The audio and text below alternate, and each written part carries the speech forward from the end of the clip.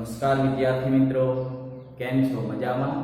ગીતાંજલિ વિદ્યાલય વઢવાણમાં હું આપ સૌનું હાર્દિક સ્વાગત કરું છું. તો વિદ્યાર્થી મિત્રો, આજે આપણે ધોરણ 9માં વિજ્ઞાન અને ટેકનોલોજી વિષયની અંદર પ્રકરણ નંબર 5 સજીવનું પાયાનું એકમ એનો આગળ અભ્યાસ કરીશું. ભાગ 1 ની અંદર આપણે કોષ અને કોષ સંશોધનમાં વિવિધ વૈજ્ઞાનિકોના ફાળા વિશે પરિચય મેળવ્યો. ત્યાર પછી ડુંગળીના જે છાલ છે એના પટલનું આસ્થાપન કરી અને ડુંગળીની અંદર જોવા મળતા કોષોનો પરિચય આપણે મેળવ્યો.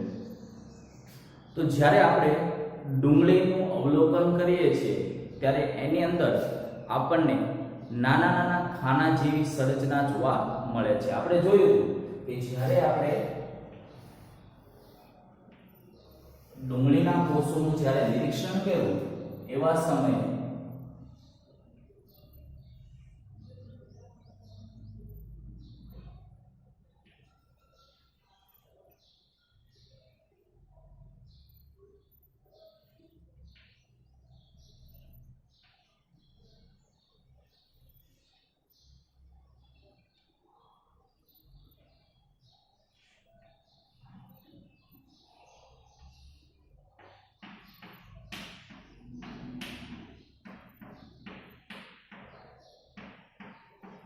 ડુંગળીના કોષોનું જ્યારે સૂક્ષ્મદર્શક યંત્રની મદદથી નિરીક્ષણ કરવામાં આવે એવા સમયે આપણને એની અંદર આવી ખાના ખાના જેવી રચના જોવા મળે છે.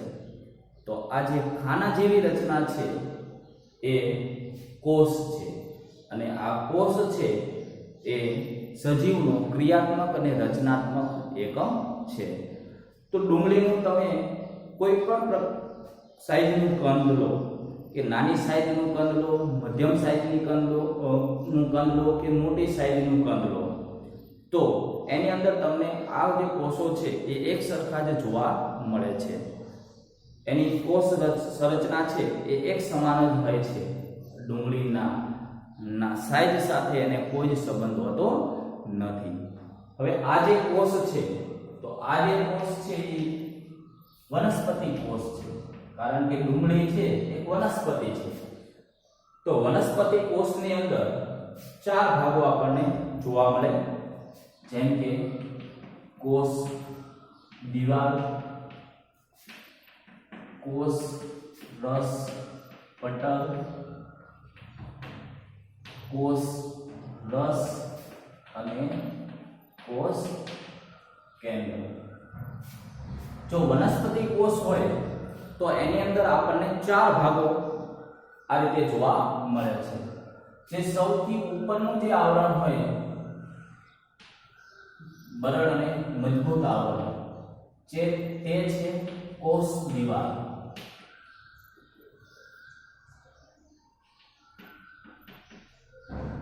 વનસ્પતિની અંદર સૌથી કોષની ઉપરનું જે આવરણ છે મજબૂત એ છે કોષ દિવાલ. એની અંદર આ રીતની જે સંરચના છે એ છે કોષ રસ પટલ. એ છે કોષ રસ પટલ. ત્યાર પછી અંદર પ્રવાહી જેવી જે રચના છે એ પ્રવાહી જેવી રચના છે કોષ રસ. અને એની અંદર મધ્યમાં જે બિંદુ જેવી રચના તમને જોવા મળે છે તે છે કોષ કેન્દ્ર. બિંદુ જેવી જે રચના છે તે કોષ કેન્દ્ર છે વિદ્યાર્થીઓ. તો આ રીતે વનસ્પતિ કોષની અંદર કોષ દિવાલ, કોષ રસ પટલ, કોષ રસ અને કોષ કેન્દ્ર આ રીતની સંરચના જોવા મળે. જ્યારે પ્રાણી કોષમાં કોષ દિવાલ છે એ હોતી નથી, એટલે કે કોષ દિવાલ છે એ પ્રાણી કોષમાં હોતી નથી. તો પ્રાણી કોષની અંદર કોષ રસ પટલ, કોષ રસ અને કોષ કેન્દ્ર હોય છે. તો વિદ્યાર્થી મિત્રો જોયું આપણે કે આ જે કોષ છે એ દરેક સજીવનો પાયાનો રચનાત્મક અને ક્રિયાત્મક એકમ છે. આ નાની નાની સંરચના જે આપણે નિહાળી રહ્યા છીએ તે ડુંગળીના કંદના સિલ્કી પર્ણ કે સલ્પનો મૂળભૂત એકમ છે. જેમ ડુંગળીમાં જોયું તો એ આખા ડુંગળીના બંધારણમાં પાયામાં આ કોષ રહેલા છે જે આખી ડુંગળીનું નિર્માણ કરે છે. એવી જ રીતે આ જે સંરચના છે માત્ર ડુંગળીમાં જ નહીં પરંતુ આપણી આસપાસ જોવા મળતા જીવજંતુ, પ્રાણીઓ, વનસ્પતિ બધામાં આ જ રીતની સંરચના જોવા મળે છે. એટલે કે દરેક આ જે સજીવો છે એનો પાયાનો એકમ છે એ કોષ છે. દરેક સજીવો છે આ રીતે કોષમાંથી જ બનેલા છે. શેમાંથી બનેલા છે દરેક સજીવો? તો કે દરેક સજીવો છે એ કોષમાંથી જ બનેલા છે. કેટલાક સજીવો એ એક કોષીય હોય જ્યારે કેટલાક સજીવો છે એ બહુકોષીય હોય છે.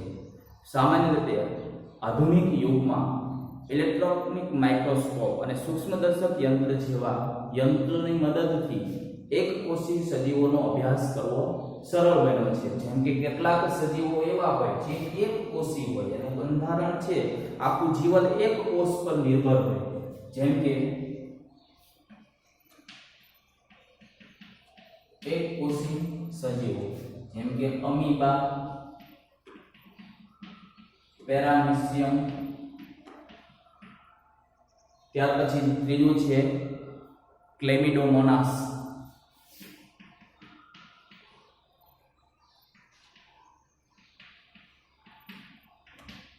આ જે સજીવો છે એક કોષીય સજીવો છે.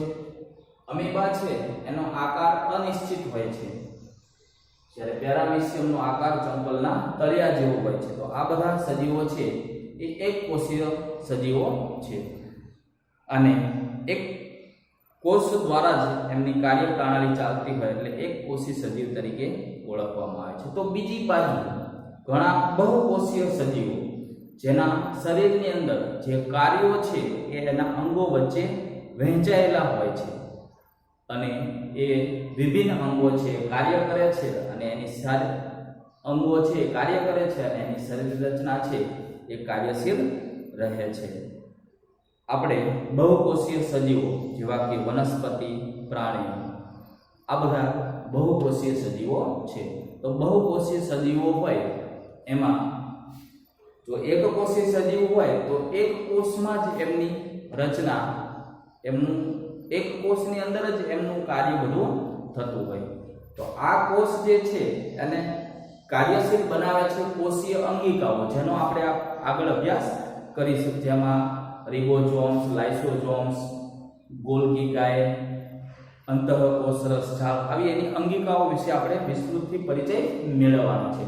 તો એક કોષીય સજીવ છે એની અંદર કોષમાં આ અંગિકાઓ કોષને કાર્યરત કરે છે અને એનું કાર્ય થતું રહે છે.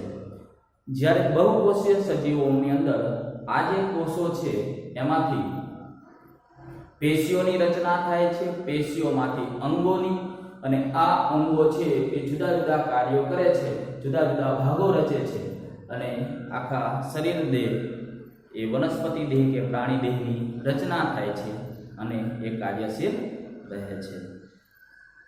પ્રત્યેક બહુકોષીય સજીવો એ એક જ કોષમાંથી ઉદ્ભવે છે. કેવી રીતે? તો જો નાના એક કોષીય સજીવ હોય તો એ વિભાજન પામી અને એના જેવા બીજા કોષોનું નિર્માણ કરે છે. જ્યારે બહુકોષીય સજીવો છે એની અંદર પૂર્ણ કોષ ધરાવતા એટલે કે પૂર્વ અસ્તિત્વ ધરાવતા કોષોમાંથી નવા કોષોનું નિર્માણ થાય છે અને આ રીતે એ શરીર રચના રચાય છે. તો આ રીતે એક કોષ મૂળભૂત રીતે જોઈએ તો સજીવનો જે પાયાનો એકમ છે એ કોષ છે. આપણે હવે જો સજીવનો પાયાનો એકમ કોષ છે, હવે તમે ડુંગળીનું કંદ લઈ અને ગમે તે સાઈઝનું જુઓ તો એની અંદર તમને એક સરખા જ કોષો જોવા મળે છે. પણ હવે તમે ડુંગળીના પર્ણ એટલે કે લીલી ડુંગળી છે તો એના પર્ણ, એના મૂળાગ્ર, એનું જો તમે સૂક્ષ્મદર્શક યંત્રની અંદર નિરીક્ષણ કરો તો શું તમને અવલોકન કરો તો કેટલાક પ્રશ્નો થશે, તો અહીં આપણે એના ઉત્તરો મેળવીએ. તો શું બધા કોષોના કદ અને આકાર સમાન છે? જો તમે એના પર્ણો અને એના મૂળાગ્રહનું અવલોકન કરશો તો શું તમને કોષો બધા સમાન લાગશે? તો કે ના, એના પર્ણો અને મૂળાગ્રહમાં કોષો છે એ અલગ અલગ જોવા મળે છે. બીજો પ્રશ્ન, શું બધા કોષોની સંરચના સમાન છે? તો કે ના, બધા કોષોની સંરચના સમાન નથી. માત્ર જો પ્રાણી કોષ, વનસ્પતિ કોષ હોય તેની અંદર કોષ દિવાલ અને કોષ કેન્દ્રમાં જ સમાનતા જોવા મળે છે. શું વનસ્પતિ દેહના વિભિન્ન ભાગોમાં વચ્ચે ભિન્નતા પારખી શકાય? તો કે હા, વિભિન્ન જે કોષો છે વનસ્પતિના વિભિન્ન ભાગો, એના કોષોમાં તમે ભેદ છે એ પારખી શકો છો. આપણને શું સમાનતા જોવા મળે છે? જો તમે આ રીતે ડુંગળીના જુદા જુદા ભાગોનું અવલોકન કરો તો કહે છે તમને શું સમાનતા જોવા મળે છે? તો ડુંગળીના ભાગોનું જ્યારે તમે નિરીક્ષણ કરશો આ રીતે, તો એના કોષો અલગ અલગ તમને દેખાય છે, એમાં સમાનતા જોવા મળતી નથી. પણ એની સંરચનામાં, વનસ્પતિ કોષની અંદર સંરચનામાં તમને કોષ દિવાલ અને કોષ કેન્દ્રમાં સમાનતા જોવા મળે છે. તો આ રીતે વનસ્પતિ કોષમાં કોષ દિવાલ અને કોષ કેન્દ્ર છે એમાં તમે સમાનતા છે એને જોઈ શકો છો. કેટલાક સજીવો છે એ વિભિન્ન પ્રકારના કોષો ધરાવે છે. જેમ કે મોટા બહુકોષીય સજીવો હોય તો એ કોષોની અંદર વિભિન્નતા જોવા મળે છે. જેમ કે પ્રાણી, તો પ્રાણી છે એની શરીર રચના બહુકોષીય છે, તો એની અંદર ઘણા બધા કોષો ભેગા મળીને જુદા જુદા ભાગોની રચના કરે છે અને એનાથી અંગોનું સર્જન થાય છે અને એ અંગો કાર્ય કરે છે અને શરીર રચના છે એ કાર્યશીલ રહે છે. તો માનવ શરીરમાં જોવા મળતા કેટલાક કોષો વિશે આપણે જોઈએ.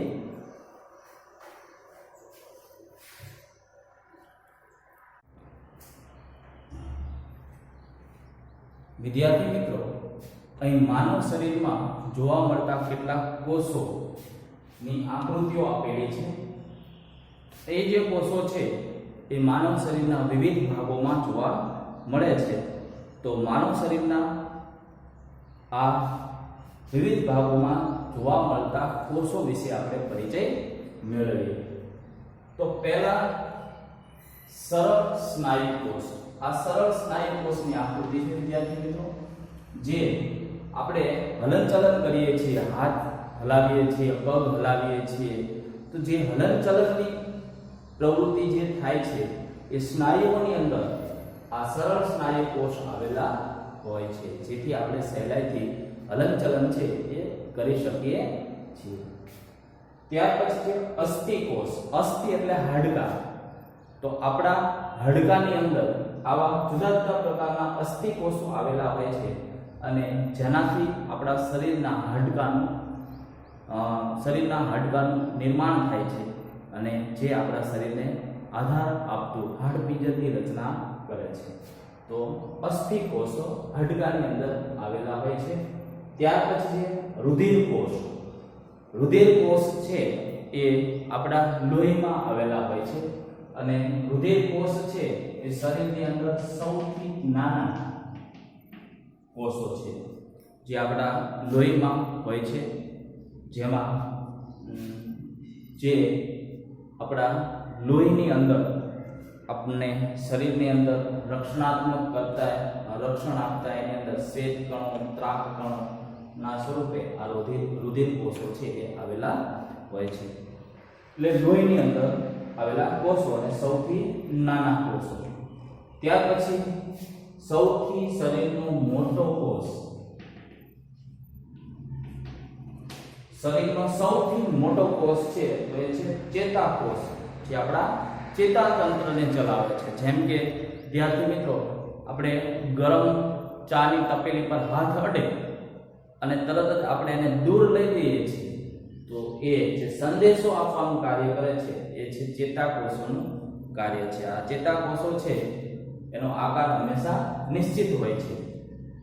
કેટલાક કોષો છે આકાર બદલતા રહે છે, પણ ચેતાકોષોનો આકાર છે એ નિશ્ચિત હોય છે. અને સૌથી નાનો કોષ રુધિર કોષ અને સૌથી મોટો કોષ છે એ ચેતાકોષ છે. ત્યાર પછી અંડકોષ. અંડકોષ છે એ સામાન્ય રીતે સ્ત્રી શરીર રચનામાં જોવા મળે છે, જે પ્રજનન તંત્રનો એક ભાગ છે.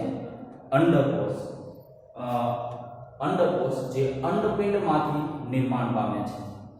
એવી જ રીતે જેમાં સ્ત્રીના ભાગોનું નિર્માણ કરે છે, એમ શુક્રકોષ જે માત્ર પુરુષોમાં જોવા મળે છે. શુક્રકોષ જે શુક્રપિંડમાંથી એનું નિર્માણ થાય છે. આ અંડકોષ અને શુક્રકોષના મિલનથી એ બાળક છે એનું નિર્માણ થાય છે. અંડકોષ અને શુક્રકોષ. અંડકોષ છે એ સ્ત્રી જાતિમાં જોવા મળે છે, જ્યારે શુક્રકોષ છે એ પુરુષ જાતિમાં જોવા મળે છે. બંને છે એ પ્રજનન તંત્રના નો હિસ્સો છે. એનાથી જે માનવીનું પ્રજનન તંત્ર છે એ કાર્યશીલ રહે છે. મેદકોષ. મેદકોષ છે મેદ એટલે ચરબી.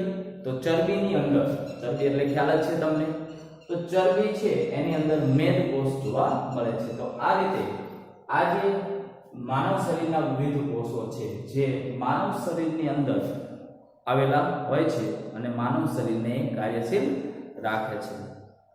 આ જે કોષો છે માનવ શરીરની અંદર ખાસ એઓની વિશિષ્ટ કાર્ય સંબંધી કોષનો આકાર અને કદ હોય છે. એનો આકાર અને કદ છે એ વિશિષ્ટ હોય છે, જુદા જુદા હોય છે. અને કેટલાક કોષો છે જેમ કે અમીબા.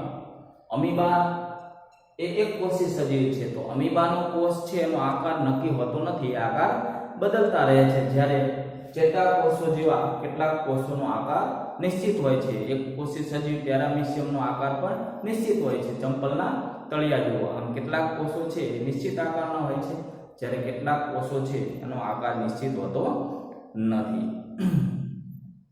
પ્રત્યેક જીવંત કોષમાં કેટલાક પાયાના કાર્યો કરવાની ક્ષમતા હોય છે. આ જે જીવંત કોષો છે એની અંદર પાયાના કાર્યો કરવાની ક્ષમતા હોય છે અને તે બધા સજીવોની લાક્ષણિકતા છે. જીવંત કોષ કેવી રીતે પાયાના કાર્યો કરે છે આપણે જાણીએ છીએ. જીવંત કોષો છે એની અંદર વિવિધ અંગિકાઓ આવેલી હોય. હમણાં જ મેં તમને કીધું, જેમ કે લાઇસોસોમ્સ, રિબોસોમ્સ, કણાભસૂત્ર. એવી રીતે આ જે અંગિકાઓ છે, અંતઃકોષ રસજાળ છે, આ અંગિકાઓ છે એ અંગિકાઓ કોષને કાર્યશીલ રાખે છે, કોષની અંદર એ કાર્ય કરે છે અને કોષ છે એ આ રીતે પાયાના કાર્યો કરી શકવા સક્ષમ રહે છે. આપણે જાણીએ છીએ કે બહુકોષીય સજીવ, કેટલાક જો એક કોષીય સજીવ હોય તો આ એક કોષની અંદર જ બધા કાર્યો થતા હોય અને એની અંગિકાઓ એ કોષની કાર્યશીલ રાખે છે. પરંતુ મનુષ્ય છે, પ્રાણીઓ છે, વનસ્પતિઓ છે, આવા બહુકોષીય સજીવો હોય છે. તો આવા જે બહુકોષીય સજીવો હોય છે એની અંદર શ્રમ વિભાજન જોવા મળે છે. એના જુદા જુદા ભાગોને શ્રમ વિભાજને સોંપેલું હોય છે. જેમ કે તમે જાણો છો કે માનવ શરીરની અંદર આંખ જોવાનું કામ કરે છે, કાન સાંભળવાનું કામ કરે છે, હૃદય છે એ જુદા જુદા અંગો સુધી લોહી પહોંચાડવાનું કામ કરે છે, ફેફસા લોહીને શુદ્ધ કરવાનું કામ કરે છે. આ રીતે જઠર છે પાચનનું કામ કરે છે. તો આ રીતે માનવ શરીરની અંદર જે બહુકોષીય શરીર છે તો એની અંદર જે છે એ એના કાર્યોનું શ્રમ વિભાજન થયેલું હોય છે, અંગોને કાર્ય સોંપેલું હોય છે. એવી જ રીતે એક કોષીય સજીવોમાં પણ શ્રમ વિભાજન જોવા મળે છે અને આ શ્રમ વિભાજન એની અંગિકાઓ દ્વારા થાય છે. પ્રત્યેક કોષ વિશિષ્ટ ઘટકો ધરાવે છે અને જે કોષની અંગિકાના સ્વરૂપમાં હોય છે. પ્રત્યેક પ્રકારની કોષીય અંગિકા એક નિયત કાર્ય કરે છે. આ જે અંગિકાઓ છે એ નિયત રીતે એ કોષની અંદર કાર્ય કરે છે અને કોષને કાર્યશીલ રાખે છે. કોષની જે અંગિકાઓ છે એનો પણ એક વિશિષ્ટ કાર્ય હોય છે જે કોષના ની કાર્યપ્રણાલીનું નિયમન કરે છે, જેમ કે કોષમાંથી ઉત્સર્ગ દ્રવ્યોને દૂર કરવા, કોષમાં નવા દ્રવ્યોનું નિર્માણ કરવું વગેરે. અને આ જે કોષની અંગિકાઓ છે એ કોષની અંગિકાઓ છે એ કોષને કાર્યશીલ રાખે છે અને એને કારણે જીવવાની ક્ષમતા એ કોષ છે ધરાવે છે અને એ બધા કાર્યો કરે છે. આ જે અંગિકાઓ છે એ ભેગી થઈ અને પાયાનો એકમ કોષનું નિર્માણ કરે છે. ટૂંકમાં કહીએ તો કોષની અંદર પણ અંગિકાઓ હોય છે જે એ કોષનું નિયમન કરે છે, ઉત્સર્ગ દ્રવ્યોને બહાર કાઢવા, નવા દ્રવ્યોનું નિર્માણ કરવું અને આ રીતે કોષને કાર્યશીલ રાખે છે. યાદ રાખજો. અને કોષ આ રીતે કાર્યશીલ રહે છે. જો એક કોષીય સજીવ હોય તો એની અંદર એક કોષમાં જ આ બધા કાર્યો થાય છે. જ્યારે બહુકોષીય સજીવ હોય તો આ કોષમાંથી, યાદ રાખજો, જ્યાંથી મિત્રો ફરીથી કહું છું, કોષમાંથી એ પેશીઓનું સર્જન થાય છે અને પેશીઓમાંથી અંગોનું રચના થાય છે. આ અંગોને જુદા જુદા કાર્યો સોંપી દીધેલા હોય છે અને એનાથી વનસ્પતિ કે પ્રાણી દેહની રચના થાય છે અને આખું એ માનવ શરીર હોય કે વનસ્પતિ હોય એ કાર્યશીલ રહે છે અને એનું કાર્ય થાય છે. આમ સજીવનો પાયાનો અને રચનાત્મક એકમ છે તો એ કોષ છે અને કોષથી કાર્યપ્રણાલીથી આ જે શરીર રચના છે એ કાર્યશીલ રહે છે. આગળનો અભ્યાસ છે એ આપણે આગલા ભાગમાં પાછો કરીશું. અહીં વિદ્યાર્થી મિત્રો તમે હોમવર્કની અંદર આ જે આકૃતિઓ છે એ માનવ શરીરની વિવિધ આકૃતિઓ, એ આકૃતિઓ છે એ તમે તમારા નોટબુકની અંદર દોરી લેજો માનવ શરીરના કોષોની, જે તમારું વિજ્ઞાન માટેનું આજનું હોમવર્ક રહેશે. જય હિન્દ.